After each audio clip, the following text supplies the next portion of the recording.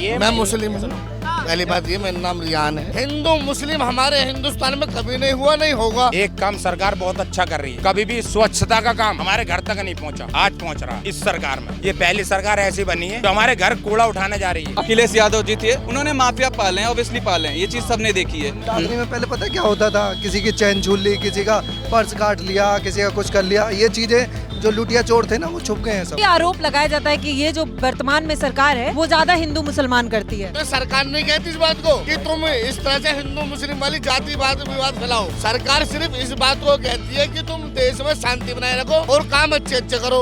आधे लोगों को ऐसे लग रहा है कि बिजली की समस्या है, कुछ लोग कह रहे हैं कि समस्या होती है, कुछ लोग ये भी कह रहे हैं कि पिछली सरकार से अगर तुलना करें तो इस सरकार में बेहतर है। लेकिन कुल मिलाकर इन सब बातों के बाद कुछ लोग हैं जो अभी भी चाहते हैं कि महंगाई अगर दूसरी सरकार आएगी तो कम हो जाएगा, ये सरकार है तो महंगाई ज्यादा है। और कानून व्यवस्था को लेकर सरकार के कहीं ना कहीं समर्थन में लोग हैं। लेकिन इन कुल बातों के बाद सबसे बड़ा बात है कि आखिर अभी चुनाव में वक्त है, विपक्ष भी पूरी तरीके से, चाहे वो मंदिर हो या फिर सरकार को घेरने का काम हो, हर तरीके से, चाहे अखिलेश जी हो या राहुल गांधी हो, दोनों लोग आपस में लगे हुए हैं। लेकिन आखिर कितना असर होगा ये सब चुनाव के नतीजे तय करेंगे। अभी चुनाव में काफी वक्त है, जनता का मूड भी बदलेगा। लेकिन विपक्ष नहीं है, है ही नहीं, कोई नहीं है, कोई विपक्ष नहीं है। विपक्ष है only BJP, only BJP, only राष्ट्रवाद। हिंदुस्तान में राष्ट्रवाद चलेगा। सुनिए सुनिए मैम सुनो,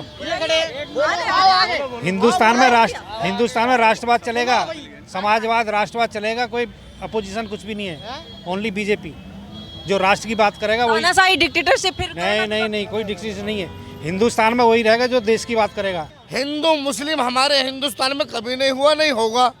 लेकिन जो लोग अंधभक्त हैं, अभी आरोप लगाया जाता है कि ये जो वर्तमान में सरकार है वो ज्यादा हिंदू मुसलमान करती है। सुनो मेरी बात, मैं बताऊं तुम्हें, मैं बताऊं दरअसल मसला क्या है। कुछ लोग ऐसे होते हैं, सरकार नहीं कहती इस बात को कि तुम इस तरह से हिंदू मुस्लिम वाली जातिवाद विवाद फैलाओ। सरकार सिर्फ इस बात को कहती है कि तुम देश में शांति बनाए रखो और काम अच्छे अच्छे करो। कुछ लोग अंधभक्त हैं जिन्होंने जो यहाँ नफरत फैला रखी है, हिंदू मुस्लिम फैला रखा है। योगी जी सरकार हिंदू लोगों से, योगी सरकार सबके लिए है, ठीक है, कोई भी मुख्यमंत्री है वो सबके लिए। आपको लगता है कि सरकार भी जो ये बात कहती है कि सबका साथ सबका विकास, सबको हम एक समान देखते हैं, लेकिन विपक्ष कहता है कि नहीं देखते हैं, आप लोग कैसे देखते हैं इस बात? मैम एक चीज मैं कहूँ, एक बोलूँ, मेरे कहने मतलब ये है कि ये सरकार योगी और मोदी बीजेपी भारतीय जनता पार्टी, ये दोनों, योगी हमारे उत्तर प्रदेश का मुख्यमंत्री है, Modi ji PM prime minister हैं। ये नहीं कह रहे कि तुम गलत काम करो जिसमें मेरी सरकार पर इफेक्ट पड़े, गलत इफेक्ट पड़े। ये चाहते हैं कि काम हो इंसानियत का। लेकिन कुछ लोग ऐसे हैं जो ये चाहते हैं कि पार्टी को भी बदनाम कर रहे हैं। योगी जी ठीक है, विपक्ष कह रहा है कि सरकार भेदभाव कर रही है। भाई विपक्ष को कुछ दिख रहा होगा तभी तो विपक्ष कह रहा है। आप जनता है, आप जनता है, आप खुद से कह के आए कि हम एक मुसलमान हैं, आपको ये महसूस हो रहा है कि भेदभाव होता है? हाँ, अब और लोगों से पूछो। आप नहीं बोले, क्या नाम हुआ? मेरा नाम आबिद है।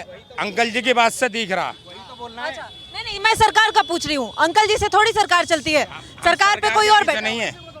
हमें सुबह निकलना है, शाम को अपने बच्चों को कमाकर पैसे। नवाज की बोली मैडम ने, सुनो पहले मेरी बात, नवाज की बोली मैडम ने रोड पर पढ़ सकते हैं क्या? मैंने कि नहीं पढ़ सकते। सर जी, मैं दूंगा इस बात का जवाब, मैं दूंगा। अब एक बार बताओ, प्रधानमंत्री नरेंद्र मोदी ने साल 2022 में अमृत सरोवर योजना का शुभारंभ किया था और महज 3 साल में माननीय मुख्यमंत्री श्री योगी आदित्यनाथ जी के नेतृत्व में उत्तर प्रदेश ने इस कार्यक्रम को सबसे ज्यादा सिद्ध करके दिखाया है। 24 अप्रैल 2022 को योजना के आगाज से अप्रैल 2025 तक यूपी में 16,630 अमृत सरोवर का निर्माण हो चुका है, जो कि 5,550 के लक्ष्य से लगभग 3 गुना है और पूरे देश में सबसे ज्यादा है। चाहे एटा जिले के ख्वाजगीपुर में बना अमृत सरोवर हो या विकासगढ़ मरहरा का अमृत सरोवर, ये सरोवर ग्रामीण पर्यटन और अर्थव्यवस्था की नई मिसाल बन रहे हैं। ये ग्रामीणों के लिए भी रोजगार के नए अवसरों को जन्म दे रहे हैं। ख्वाजगीपुर के अमृत सरोवर में मछली पालन से रोजगार भी मिल रहा है। जल्द ही इस अमृत सरोवर में नौकायान की शुरुआत होगी, जिससे ग्राम पंचायत की आय और बढ़ेगी। सरोवर में बतख पालन के जरिए भी रोजगार पैदा होगा।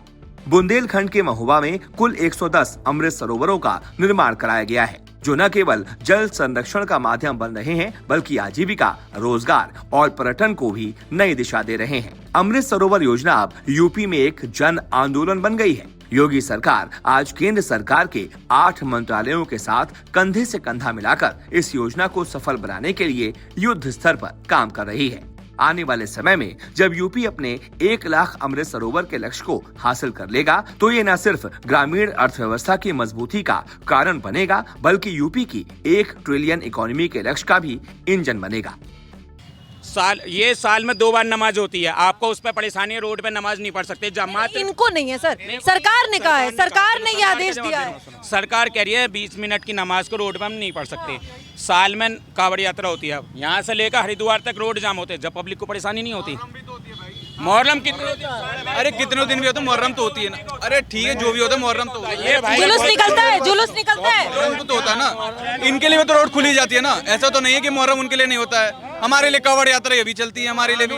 हम भी भगवत गीता पढ़ते हैं, जो भी पढ़ते हैं मंदिर में पढ़ते हैं अपने मंदिर तो डिस्टर्ब नहीं करते ना हम, पब्लिक जो हमारे से डिस्टर्ब नहीं होती है। हनुमान चालीसा पढ़ते हैं हम, ये बताओ। डिस्टर्ब नहीं कर रहा, नहीं कर रहा ना, नहीं कर रहा, यही तो सरकार डिस्टर्ब नहीं कर रहा। सर एक एक करके ऐसे बात नहीं होती है। एक करके, एक सेकंड। सरकार का कहना है कि आप 2 शिफ्ट में पढ़ सकते हैं, 3 शिफ्ट में पढ़ सकते हैं, सड़क आवागमन के लिए है, कानून में रह के काम होगा। हमारी नमाज का टाइमिंग होती है, सूर्य निकलने से पहले उसके वैल्यू होती है, उसके बाद पढ़ना बेकार है, कजा हो जाती है। बहुत सारे धर्मगुरु मुस्लिम जो मौलाना है, मैंने उनसे भी बात किया है, उन लोगों ने कहा है कि जो ईद और बकरीद की नमाज होती है वो 2-3 शिफ्ट में हो सकती है। तो मैम करते हैं उस चीज को हम, अगर किसी तो सरकार कह रही है तो मानने में क्या? लेकिन मैम हम तो मानने हैं, लेकिन ये चीज से जो जनता को प्रॉब्लम होती है, कांवड़ यात्रा से होती है, कितनी लंबी होती है। कांवड़ यात्रा के लिए रूट अलग होता है, कांवड़ यात्रा के लिए रूट अलग होता है। मैम रोड बंद करा देते हैं, उसके लिए पर्सनली रोड बंद होता है, दूसरा रूट खुलता है ना। तो मैम इससे तो 20 मिनट की, जब इसमें 20 मिनट की परेशानी नहीं है तो उसमें नहीं होती है। इस सरकार में अच्छा सॉरी मैम, आप बताओ। एक काम सरकार बहुत अच्छा कर रही है, कभी भी इस सरकार में स्वच्छता का काम हमारे घर तक नहीं पहुंचा, आज पहुंच रहा इस सरकार में। सुनो, नहीं, इस सरकार में हमारे घर तक कर्मचारी नहीं पहुंचा कूड़ा उठाने के लिए, इस सरकार में पहुंच रहा। ये पहली सरकार ऐसी बनी है। माननीय मुख्यमंत्री श्री योगी आदित्यनाथ जी के कुशल नेतृत्व में उत्तर प्रदेश भूमि सुधार निगम राज्य में फैली ऊसर, बंजर और जलभराव वाली अनउपजाऊ भूमि को वैज्ञानिक तकनीकों से सुधार कर खेती योग्य बना रहा है। सरल शब्दों में कहें तो ये निगम ऐसी जमीन का उपचार करता है जहां लवड़ों यानी कि नमक और सोडियम की अधिकता के कारण फसलें नहीं उग पाती, ताकि उसे उपजाऊ बनाकर गरीब और छोटे किसानों की आमदनी को बढ़ाया जा सके। अब तक इस निगम ने विश्व बैंक की सहायता से लगभग 4 लाख हेक्टेयर से अधिक ऊसर भूमि को सुधारा है, जिससे खाद्यान्न उत्पादन और किसानों की आय में भारी बढ़ोतरी हुई है। निगम के इस कार्यक्रम के तहत जो मुख्य कार्य और चरण अपनाए जाते हैं वो हैं मिट्टी की जांच। सबसे पहले मिट्टी का पीएच मान मापा जाता है, जिससे ये पता चल सके कि भूमि किस श्रेणी की ऊसर है और उसमें कितने सुधारक रसायनों की जरूरत है। दूसरा है मेड़बंदी और संतरीकरण। खेतों को छोटे छोटे टुकड़ों में बांटकर मजबूत मेड़बंदी की जाती है और जमीन को समतल किया जाता है, ताकि पानी पूरे खेत में समान रूप से रुक सके। तीसरा है जिप्सम का प्रयोग। मिट्टी के सोडियम को हटाने के लिए इसमें तय मात्रा में जिप्सम या अन्य मृदा सुधारक रसायन मिलाए जाते हैं। योजना के तहत गरीब और लघु सीमांत किसानों को जिप्सम, बोरिंग और बीज आदि पर भारी सरकारी छूट या वित्तीय सहायता दी जाती है। फायदा है। कानून व्यवस्था बदला है ना, बदला है। ये सरकार सबसे ज्यादा दावा करती है कानून के मामले में। तो मैम आप बोलो क्या हुआ? ये क्या हो रहा है यहाँ? ये थाना, ये कोतवाली है। कोतवाली में क्या जाम लगता है चौक पे? यहाँ जाम लगना चाहिए। क्यों लगता है जाम? क्यों लगता है? क्यों आप बताओ, क्यों ऑटो खड़े होते हैं, क्यों टेम्पो खड़े होते हैं? इनको आगे व्यवस्था हो सकती है ना। रोड पे तो जाम ही लगेगा। यहाँ पुलिस सुरक्षा व्यवस्था है कि नहीं है? सुरक्षा व्यवस्था बहुत अच्छा है, व्यवस्था चाक चौबंद है, एकदम ओके है सब। बहुत अच्छा है, थैंक यू बहुत अच्छा। क्या लग रहा है, यूथ कैसे देख रहा है? लेकिन रोड पर नमाज नहीं पढ़ सकती, नहीं परमिशन मिलेगा हिंदुस्तान में। इनका मेन मुद्दा कैसे, क्या लगता है? ना तो नमाज का मिलेगा, ना तो और किसी चीज का मिलेगा। ठीक है। कैसे देखते हो आप लोग? एक नई जनजी के लिए पार्टी आई है, कॉकरोच जनता पार्टी, कैसे देख रहे हो आप लोग? हनुमान चालीसा भी नहीं होगी रोड पे, ना तो नमाज होगी, खत्म बात, बिल्कुल रोड पर नहीं होगी, अपने घर मैम देखो साफ सीधी बात, ये सब करने से तुम्हें नौकरी तो मिल नहीं जाएगी। हमें पढ़ना पड़ेगा, मेहनत करेगा तभी जाके आगे बढ़ेंगे। बेरोजगारी पे ध्यान दो, ये सब बेरोजगारी करने पे से क्या नहीं करने में बेरोजगारी है। मेरे हिसाब से तो देखो मैम सब सही चल रहा है अपने हिसाब से। पढ़ोगे तो आगे बढ़ोगे, नहीं करोगे तो कुछ नहीं कर पाओगे, साफ सीधी बात। शिक्षा व्यवस्था भी तो बेहतर नहीं कर रही है सरकार। देखो यार हर जगह चीज़ों में सब ना कुछ ना कुछ चीज़ें बड़ी पड़ी हैं। हाँ वो चीज़ें तो हाँ पेपर लीक हो जा रहा है। वो तो ऑब्वियसली हो रहा है, वो तो ऑब्वियसली हो गवर्नमेंट पे रहा है। ध्यान देना चाहिए ना, गवर्नमेंट को कि देखो, पेपर क्यों अब लीक हो जैसे रहा है। खान सर ने बोला कि हमें पेपर कराने दो, हम करा देंगे। ऐसी ऐसी चीज़ें उन्होंने बोली है। उन्होंने रूल भी बताया कि कैसे करना चाहिए। उनके फोन बंद कर लो, उनका जो वो होना चाहिए। जिस दिन पेपर हो उस दिन पेपर निकलना चाहिए।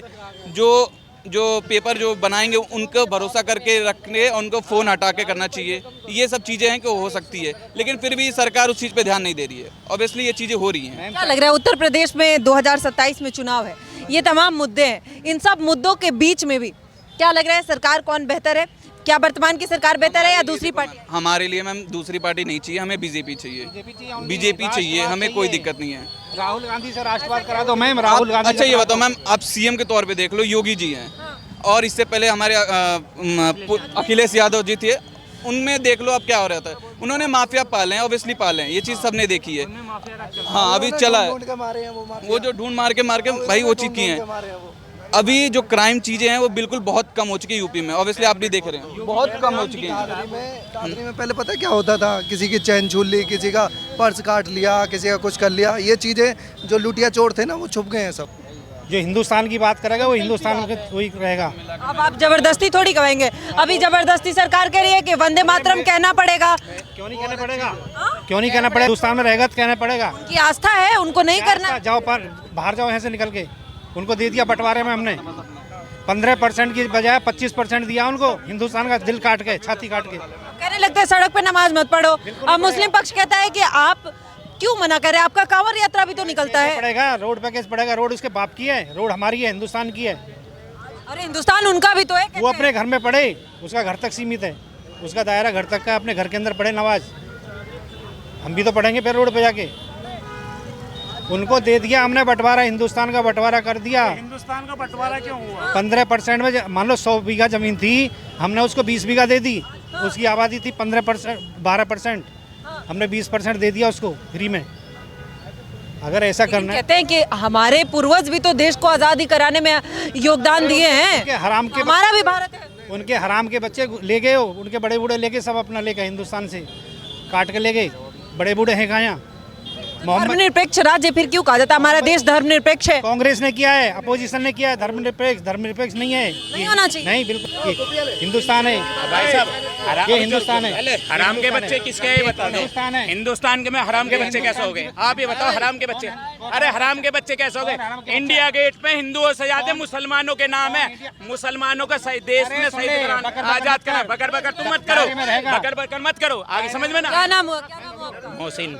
अच्छा, कहाँ से आप? यही सही। दायरे में रहेगा सब कुछ होगा, विदाउट दायरे में कुछ नहीं होगा। हिंदुस्तान के, मेरा नाम हिंदुस्तान के सिस्टम तुमने में, बांटा है क्या हिंदुस्तान? ठीक है, ठीक है, मैं कर- हिंदुस्तान हिंदुस्तान के सिस्टम में जो होगा, राष्ट्रवाद जो करेगा वो रहेगा। अपोजिशन को मैम एक ही शब्द बोला है। नहीं, तुम्हें हिंदू मुस्लिम की बात ही करनी आएंगी। नहीं नहीं, कि रोजगार कैसे बनावे, कारोबार कैसे में, हिंदू मुस्लिम की बात ही करनी आएंगी। हो रही है, बात हो रही है। हिंदुस्तान की मैडम, ये जो बातें हैं ये देखो सुनो, जो राष्ट्रवाद की बात कहेगा वो हिंदुस्तान में राज करेगा। कोई अपोजिशन नहीं, कोई अपोजिशन नहीं है। ये बातें जो हैं लड़ाई वाली होती हैं, ये बातें हमें नहीं करनी चाहिए। हम ये कह रहे हैं अपोजिशन कुछ भी नहीं है। जो राष्ट्र की बात करेगा वो राष्ट्र हिंदुस्तान के अंदर राज ठीक करेगा। है, ठीक है, ठीक है। समानता का अधिकार होना चाहिए, हमें समानता का अधिकार होना चाहिए। जब हमारी ये नवरात्रों की रैली निकलती है तो ये नमाज पढ़ रहे हैं, थोड़ा तरीके से पढ़ें, सारा पढ़ें, कोई दिक्कत नहीं है। नहीं, सरकार कह रही है, भाईचारे की- सरकार का कहना है कि सड़क पे आधे घंटे। सर एक मिनट, लड़ाई नहीं, लड़ाई नहीं, भाईचारे की ऐसे बातें नहीं। होनी चाहिए। लड़ाई का मैडम मुद्दा ही नहीं है, लड़ाई का मुद्दा नहीं है। हिंदुस्तान में राष्ट्रवाद करेगा वही राष्ट्र का राज करेगा। देखो सुनो, सबसे बड़ा मुद्दा इस समय, एक मिनट, सबसे बड़ा मुद्दा इस समय पता है क्या? सबसे बड़ा मुद्दा ये है, एक बंदा 12 घंटे नौकरी करता है और उसको 12,000 रुपए दिए जाते हैं। केवल 12,000 रुपए। बढ़ाई गई है अभी। नहीं, कहाँ बढ़ाई है? कागजों पे है वो, केवल कागजों पे है वो।